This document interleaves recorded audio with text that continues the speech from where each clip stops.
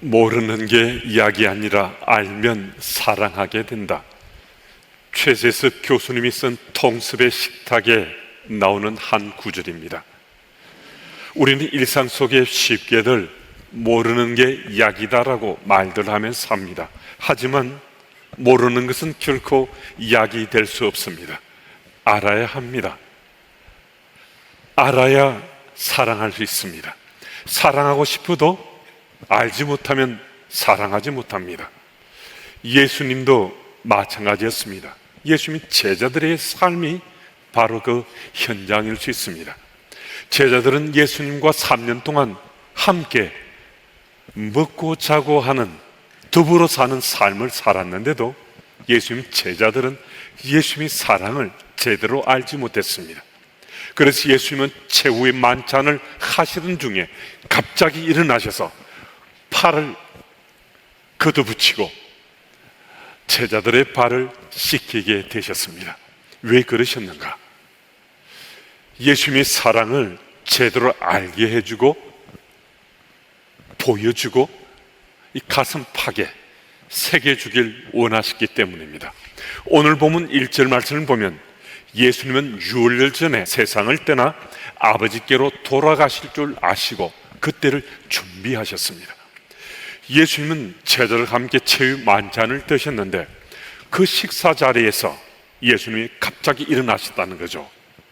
그것도 벗으시고 수건을 가져다가 허리에 두르시고 그리고 대야에 물을 떠서 제자들의 발을 씻기 시작한 거거든요. 너무나 갑작스럽게 이 일이 진행되다 보니까 제자는 얼떨결에 스승인 예수님이 발을 씻기고자 할 때 발을 내밀어서 발을 씻을 수밖에 없었습니다. 그런 후 이제 베드로 차례가 됐는데요, 베드로는 6절 말씀을 보면 다른 제자들과 달리 예수님께서 발을 씻기고자 할 때 아니오라고, 어떻게 주님 제가 주께서 씻기는 대로 발을 씻을 수 있습니까? 전혀, 절대로 발을 씻을 수 없습니다라고 거부했거든요. 그럼 다른 제자들은 다 발을 씻는데 왜 베드로만 발 씻기를 거부했겠습니까? 다른 이들은 눈치채지 못했는데요, 베드로는 예수님이 지금 왜 자기들의 발을 씻기를 하시는지 알아차렸기 때문입니다. 유대인들은 전통적으로 남의 발을 씻어주는 문화가 있었습니다. 유대인들은 샌들을 신고 생활했잖아요. 지저분한 곳, 더러운 곳도 그들이 오고 갔는데, 그래서 남의 집을 방문하게 되면 그 손님의 발을 씻어주는 것은 그들의 관습법처럼 되어 있었습니다. 이때 발을 씻는 순서에 있어서 대개는 존경의 뜻이 포함되어 있었고요, 그래서 발 씻는 사람은 발을 내준 사람들을 존중한다 하는 이런 뜻을 담고 있었습니다. 마태복음 26장에서 마리아가 예수님 발을 씻겨들 때 눈물로 또 향유를 붓고 그리고 머리털로 발을 닦았습니다. 이것은 최고의 존경을 뜻하면서 예수님께 예수님을 높여드린 것이었습니다. 그러니까 누가 누구의 발을 씻는다는 것은 인격적으로 존중을 뜻하는 그 의미였습니다. 그런데 오늘 본문을 보면 예수님의 제자들이 예수님과 함께 저녁 식사를 하는 이 만찬의 자리거든요. 무슨 말씀인가 하면 예수님의 제자들은 이 식사의 자리 전에 예수님과 함께 지저분한 더러운 것을 오고 갔잖아요. 그러니까 지금 마땅히 발을 씻어 드려야 맞는 거거든요. 그런데 제자들은 누가 더 크냐, 누가 더 높냐, 이런 생각을 그들은 반복해서 했거든요. 그런 생각에 사로잡혀 있다 보니까 예수님이 지금 최후의 만찬을 함께하는 이 자리에 이르렀어도 예수님 발을 씻어 드릴 이 기본적인 존중함도 표하지 못하고 있었던 것입니다. 그런데 예수님께서 이런 상황 속에 제자들의 발을 씻기 싫어하신 거예요. 무슨 말씀하는가? 지금 예수님께서는 이 제자들이 계속해서 좀 더 크고자 하고 자꾸 높아지고자 하잖아요. 그래서 예수님이 바로 이 타이밍 속에 제자들에게 섬김의 도에 대해서 가르치길 원하셨습니다. 그런데 이 사실을 그래도 눈치채고 깨닫고 있었던 그 사람 한 사람 베드로밖에 없었다는 거예요. 베드로도 처음에는 눈치채지 못했다가 예수님이 제자들의 발을 씻기려 하는 이 순간, 그때서야 이것을 눈치채고 자기 마음을 표하고 싶었지만 어찌할 바를 몰라 당혹스러워하고 있는 거거든요. 그때 예수님 8절 말씀을 통해서 이렇게 말씀합니다. 베드로가 이르되 내 발을 절대로 씻지 못하시리라. 예수께서 대답하시되 내가 너를 씻어주지 아니하면 내가 나와 상관이 없느니라. 이 구절은 섬김의 도에 대해서 예수께서 제자들에게 아주 분명히 말씀하시는 거거든요. 섬김의 도의 핵심 메시지는 과연 무엇인가? 주님의 사랑을 먼저 체험하지 않고서는 다른 사람을 제대로 사랑할 수 없다는 거예요. 우리가 다른 사람을 사랑하기 위해서는 먼저 내가 주님의 사랑을 받는 자가 되어야 한다는 것입니다. 베드로는 주님의 섬김을 자기가 체험하지 않고도 다른 일을 충분히 섬길 수 있다 생각했어요. 예수님께서 주시는 사랑을 그가 체험하지 않고서도 마치 다른 사람을 사랑할 수 있다고 생각한 것과 마찬가지였거든요. 주께서 자신의 발을 씻어주신다라고 말씀 주셨을 때 감히 내가 어떻게 주님의 섬김을 받을 수 있나라고 생각했습니다.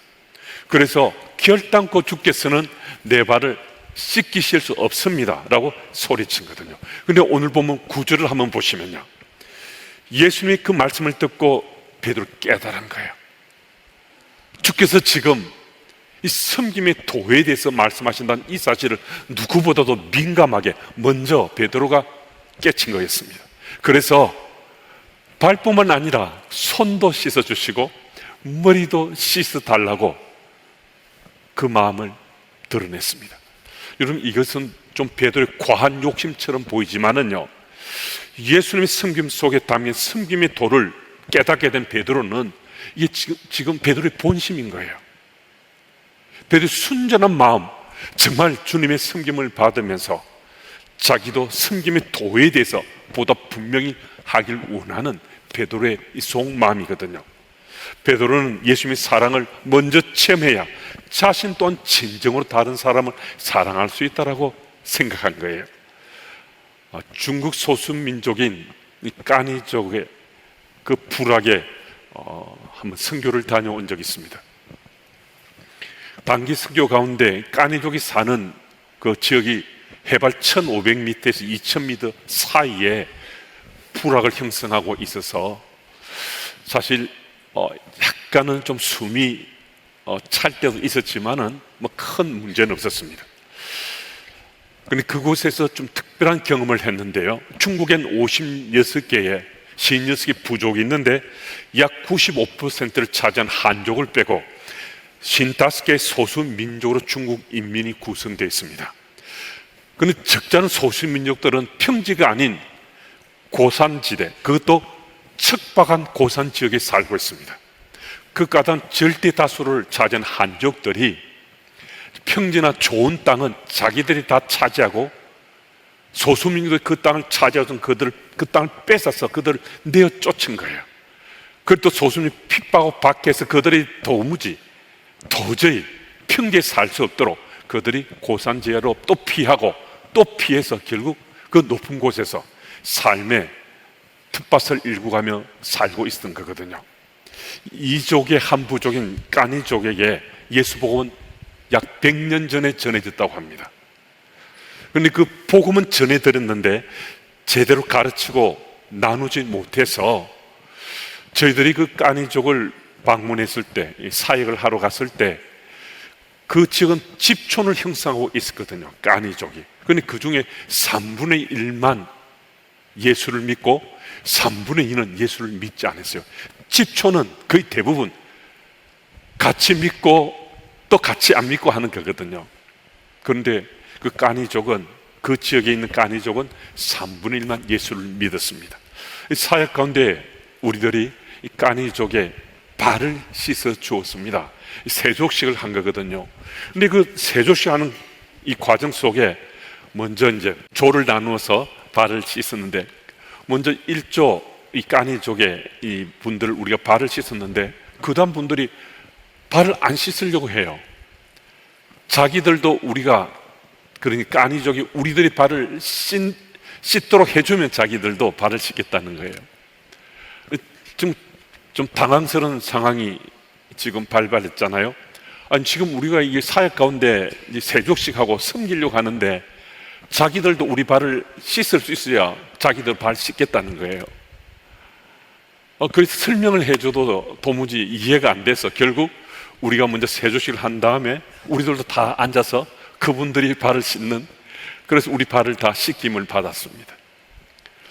그날 밤에 이제 까니족의 이 집 저 집 저희들이 두세 명씩 나눠서 민박을 했는데, 그날 밤 바로 이 본문이 제게 이전과는 전혀 다른 의미로 와닿았습니다. 이 본문은 정말 수없이 많은 현장, 또 때 제가 본 본문인데, 예수님 발씻김을 받던 베드로의 눈으로, 베드로의 마음으로 이 본문을 보았던 기억이 거의 없었습니다.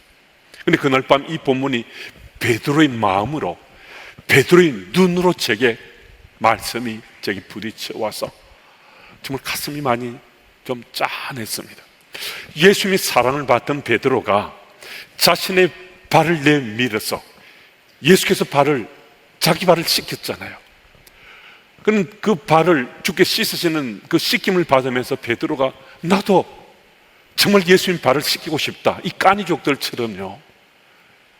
베드로도 정말 예수님 발을 얼마나 씻기고 싶었겠어요. 자신의 스승, 선생님 예수님부터 자기 발을, 더러운 발을 씻김 받는데 선생님 발을 씻기고 싶어서 그런 마음의 소망을 갖지만 자기 우남대로 안 됐잖아요. 하지만 베드로는 그 마음으로 자신의 삶을 통해 수많은 이들의 발을 씻었습니다. 베드로의 삶을 통해서 복음이 전해지는 곳곳에서 베드로는 그 사랑, 섬김의 삶을, 예수께 받은 사랑, 예수께 받은 섬김, 그 사랑, 그 섬김으로 많은 사람들을 사랑하고 섬기면서 빛을 발했거든요. 여러분과 저도 그 사랑받고 그 섬김받은 우리 흔적들이 다 있지 않습니까?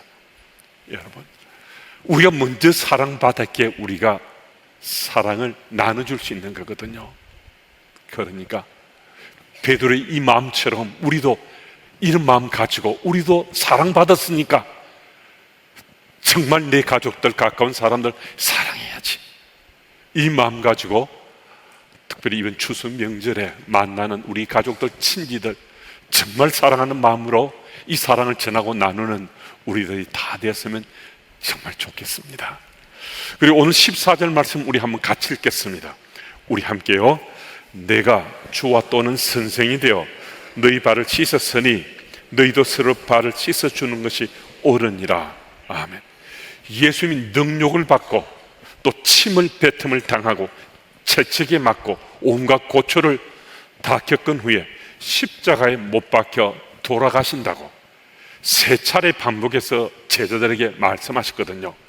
그런데 예수님께서는 그 말씀을 듣고서도 자기들의 관심은 내가 좀 더 높다, 내가 좀 더 크다 하는 이 생각에서 벗어나지를 못했어요. 마가복음 10장 36절 이하를 보면 세베대의 아들들인 야고보와 요한이 주께 주님이 영광을 취하시면 저희들 중 한 명은 오른쪽에 한 명은 왼편에 앉게 해주세요 라고 간청했습니다. 무슨 말씀인가 하면요, 제자들의 생각이 누가 좀 더 큰가, 누가 좀 더 높은가, 여기에 사로잡혀 있었다는 거예요. 예수님을 따르는 수많은 무리들, 그들을 보면서 우리도 주께서 영광을 취하면 한자리 할 것이다, 이 생각으로 채워져 있어서 예수님께 살짝 이런 간청을 하는 이런 지경까지 되었습니다. 그런데 오늘 본문 말씀을 보면 이런 제자들 앞에서 예수님께서 친히 무릎을 꿇고 그들의 발을 씻겼으니까 제자들의 마음이 어땠겠습니까? 예수님께서 자기들의 발을 씻겼거든요. 높아지고 자고 크고 자는 그들에게 주께서 무릎 꿇고 낮아져서 그들 발을 씻긴 겁니다. 무슨 얘기입니까? 이제는 좀 더 높아지고 자 크고 자는 그런 마음을 갖는 게 너무 창피해진 거잖아요. 이제 그런 마음이 사라지게 된 거잖아요. 그럼 그들의 마음밭에는 무엇이 채워졌는가? 이 사랑이 빚진 마음, 섬김이 빚진 마음, 그 마음이 채워지게 주께서 원하셨고 그들도 장차는 그 사랑의 마음, 그 섬김의 마음, 빚진 자의 마음으로 그들의 삶이 채워졌거든요. 여러분, 우리는 빚을 받으려고 하지 빚진 자의 마음을 원치 않습니다. 하지만 예수님의 사랑은 이 사람이 빚진 자의 마음을 가지고 있어야 이 사랑을 전하고 나눠줄 수 있다는 거예요. 추석 명절을 맞아서 우리는 사랑하는 가족들, 친지들 만납니다. 예수님의 사랑을 여러분과 저는 먼저 받은 자잖아요. 여러분, 사랑을 먼저 받은 자는 자기 사랑이 우리에게 체험됐기 때문에, 예수님의 사랑이 우리 속에 체험됐으니까 이 사랑이 있는 사람들이에요. 내 속에 사랑이 있어야 사랑할 수 있잖아요. 내 속에 사랑이 없는데 누구를 사랑할 수 없잖아요. 그러면 내 속에 내가 먼저 받은 예수님의 사랑이 있으니까 그 사랑으로 이번 추석 명절 정말 이 기회, 이 타이밍 놓지 마시고 만나는 가족들, 친들 정말 사랑하는 마음으로 우리가 이 추석 명절을 맞을 수 있으면 이 자리는, 이번 추석 명절은 정말 우리들에게 이전과 비견할 수 없는 복된 자리가 될 수 있습니다. 여러분, 우리의 정도의 차이는 있을 수 있지만 여러분과 저는 다 예수 사랑 받은 자니까, 혹 그 사랑을 너무 깊이 숨겨두셨다면 이번에 좀 끄집어내셔서 그 사랑으로 정말 가족들을 사랑할 수 있으면 좋겠습니다. 모르는 게 약이 아니고 알면 사랑하게 된다는 거지 않습니까? 무엇을 안다는 거죠? 예수님의 사랑을 알면 예수님 그 사랑으로 사랑하게 된다는 것입니다. 미국의 교육학자 존 두이 교수가 이런 말을 했습니다. Learning by doing. 행동을 통해 배운다는 것입니다. 처음부터 완성되거나 이루어진 것은 없다는 거예요. 행동을 통해서 배우고 또 습득하고 또 배우고 습득하는 이것을 반복해 가는 과정 속에 마침내 그 일들이 완성되어지고 이루어지게 된다는 것입니다. 사랑도 행동하는 것입니다. 그 행동을 통해서 사랑을 배우게 됩니다. 어느 교회에 열린 세미나에 강사로 오신 교수님이 앞자리에 앉아 계시던 권사님 한 분을 좀 앞으로 나오시라 청했습니다. 그리고 그 권사님에게 사랑한 사람 10명의 이름을 이 칠판에 좀 기록해 보세요 라고 말했습니다. 권사님이 10명의 사랑하는 사람을 칠판에 이름을 또박또박 써서 기록했거든요. 그랬더니만 또 교수님이 이어서 하는 말이 좀 덜 사랑하는 순서로 한 명씩 한 명씩 지어가라라고 또 말했습니다. 그러니까 권사님이 주저 하시다가 한 사람씩 한 사람씩 이름을 지어갔습니다.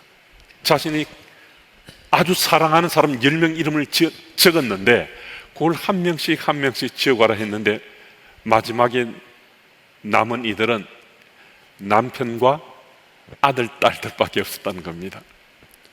그러고 나서 이 아들, 딸과 남편의 이름을 지우지 못하니까 그 교수님이 다 지우시라고, 한 명만 남기고 다 지우시라고, 그래서 아들과 딸 이름도 지우고 막내 아들과 남편만 남겼습니다.